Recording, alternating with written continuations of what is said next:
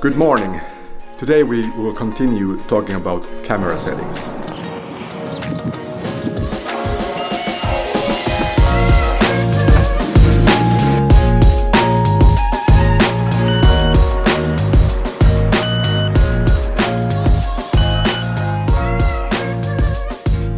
Last time we looked at aperture, shutter speed and ISO settings when you are taking photographs. Today we're going to look at how you set up your camera for making videos.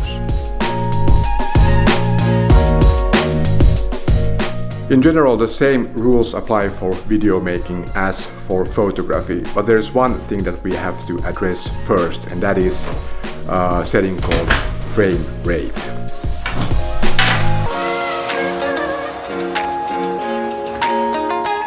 The concept frame rate is all about how many individual images are presented in a 1 second video clip. So for instance, I'm recording this video here today and I am using a frame rate that is 25 frames per second, and that means that in each second in this film clip it consists of 25 individual images or frames.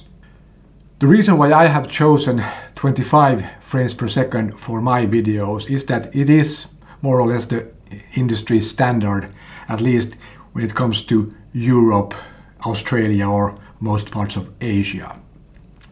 If you make a search on YouTube on what frame rate you should use, you most probably will find a ton of videos where you are recommended to use a frame rate of 24 frames per second.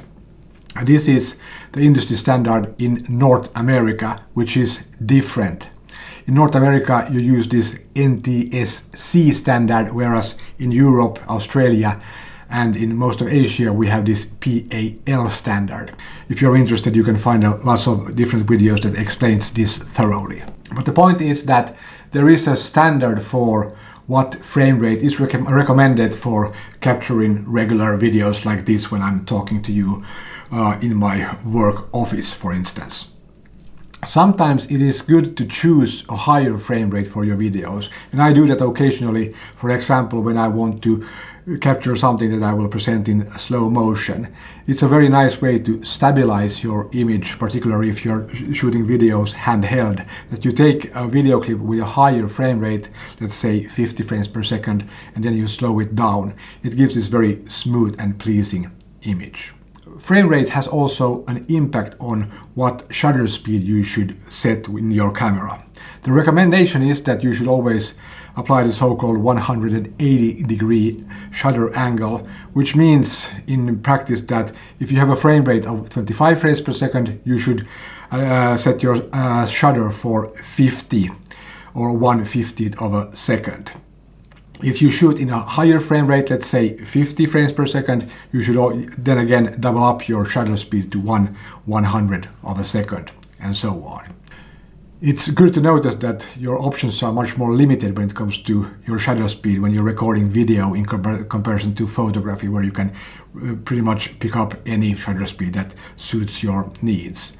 In video you have to adjust your shutter speed according to what frame rate you are recording your video.